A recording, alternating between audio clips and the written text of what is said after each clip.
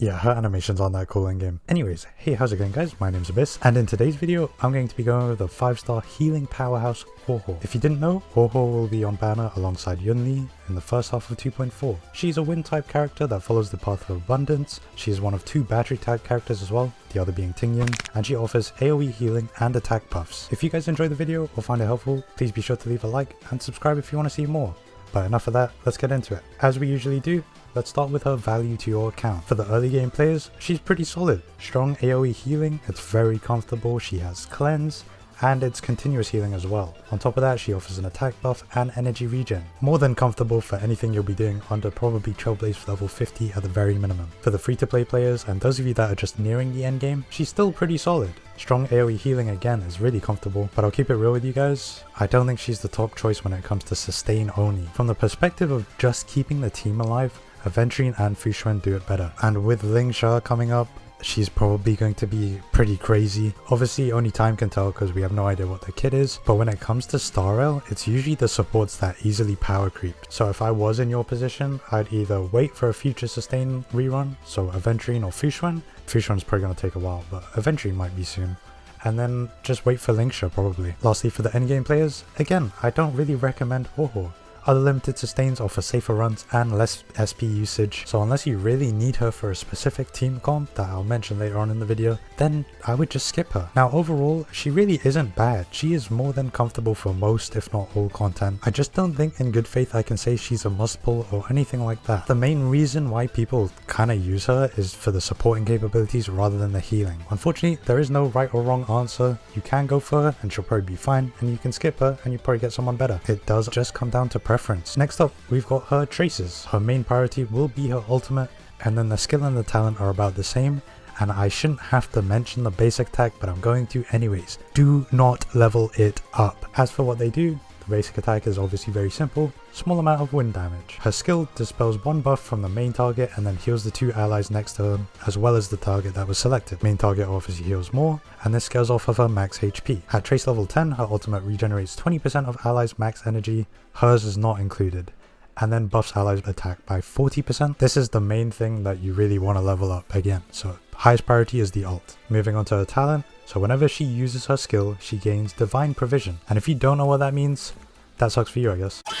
Her technique, nah I'm kidding, I'll tell you what it is. So basically you get 2 turns of continuous healing, which scales with her max HP, and that healing triggers whenever an ally's turn starts or they use their ultimate. Actually talking about her technique, it does make mobs in the overworld run away if they're afflicted by it, and any enemy that is afflicted by it will have reduced attack for 2 turns at the start of battle. We'll talk about the big notes as well just so you know what they do. So the A2 increases her chance to resist crowd control by 35%, and then the A4 gives her 1 talent stack whenever she enters battle, so you get 1 free turn of continuous healing until she has her turn, then it does run out. And then whenever her talent does trigger, she gains a whopping 1 energy. I'm gonna be honest, these actually piss me off. Genuinely, these have to be some of the worst nodes for any character, at least any limited one. Like, you can sit there and tell me, oh no, it does have some value, but it is so minimal that if you could avoid it, I feel like you would notice very little difference. Now let's quickly talk about how to play her. So there's not really that much to her kit.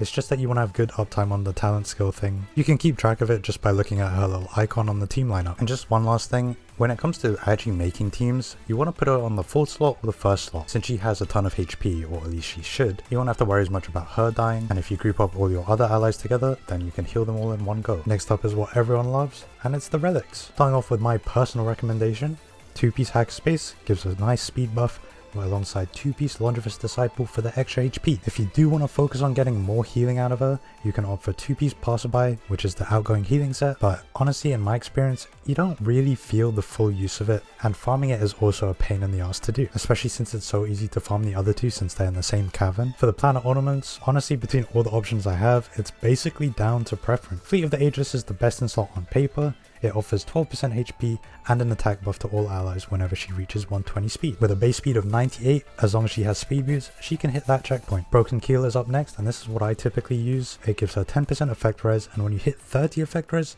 it buffs allies crit damage by 10%. So in a crit team, you're getting more crit damage, and she gets a bit more effect res, so she doesn't get stunned as much. The last 2 options are Penacony and Vonwak. They both offer 5% energy regen, and if you plan to run Huohuo with a wind DPS, Penacony will be better. Vonwak, however, does give an advanced straightforward, but essentially this just removes her starting talent stack, so it ends up feeling a bit redundant. And talking about the pieces themselves, for the body, you're going to want outgoing healing, but you can run HP %. For the boots, you'll definitely want speed. For the orb, you're going to want HP %, and then for the rope, you're going to want energy regen. Energy regen does make it a lot more comfortable, considering she has a 140 cost ult. Time for the stat checkpoints. Quick reminder, if you aren't at the end game, these are just stats to aim for at the end. 6k HP should be like the very minimum that you have. 1k defense around there should be good, the typical 134 speed, and then lastly you're going to want above 0% on energy regen. Do try and get that energy regen rope, it does help you a lot more than you think. Up next we've got some light cone options. Coming in at first place is Knight of Fright. To no one's surprise, it is her best in slot. It offers energy regen and restores the lowest HP allies' HP. Man, what a sentence. Basically, someone on team ult, low HP member get HP. There you go. Also gives an attack buff to any ally healed by Huohuo for 2 turns. It's a decent light cone, but definitely not worth it for the value. For your other 5-star options, Time Waits for No One, which is Bailu's one, is a pretty solid option. Higher base HP than the signature, it also buffs HP % and outgoing healing, as well as a tiny increase to ally damage. If you don't have those two, you can run some 4-star options. These are all roughly tied and it's down to preference.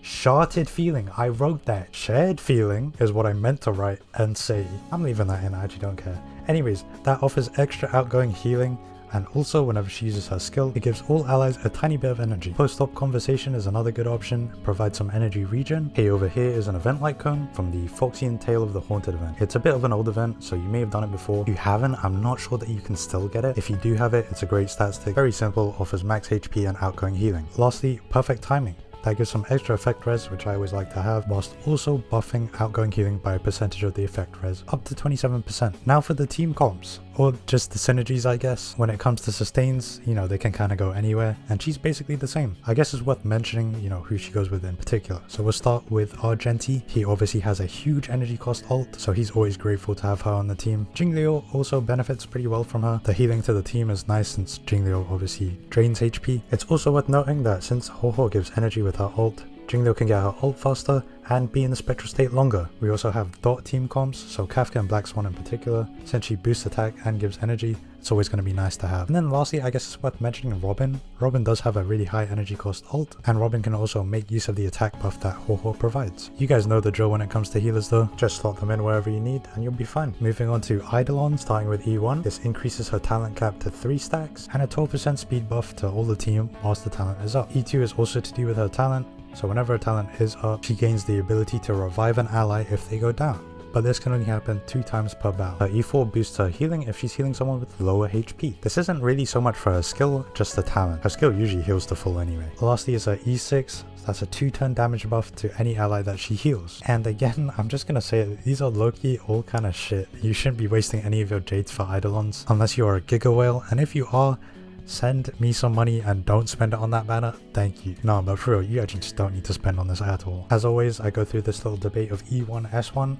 and in this case, again, I'm gonna say neither. E1 can make her a bit more SP positive, but I don't really think it's worth it. And just for some final thoughts, like, I do want to reiterate, she is a totally fine unit to use and she does keep up. I just feel like I can't fully recommend her. When it comes to guides, I do like to throw in my own personal opinion because a spreadsheet isn't always realistic. You're not gonna get those results. The main reason you should be pulling her is for the buffs she provides rather than the sustaining capability. If you need a sustain, I really don't think you should be going for her, at least if you want the most bang for your buck. Either way, that does it for today's video. Again, be sure to leave a like and subscribe just to help me out a little bit. And leave a comment as well to just tell me your thoughts on whether you're pulling, or if you're going to skip, maybe go for Linkshare or wait for Aventurine. Also to remind you guys, I do have a Discord server as well. You're more than welcome to join there just to hang out, or if you want to ask any questions. I do my best to respond to YouTube comments, but Discord's usually a little bit better. Bit of a tangent as well, but I made another YouTube channel where I'll be posting all my guides in one spot. The main goal with it is just to experiment with the algorithm and just see if all my guides in one spot do better than my main channel, where there's a kind of a variety of stuff. But don't worry, main channel content, everything that I make will go on here for now at least. If that guide channel does blow up, then I'll leave the guides on that channel. But for the upcoming future, everything I make, again, this channel, and then the guides will just also be posted on the other channel, because I do like making my rant videos and all that. But yeah, thanks so much for watching, and hopefully I'll catch you guys in the next video. Peace.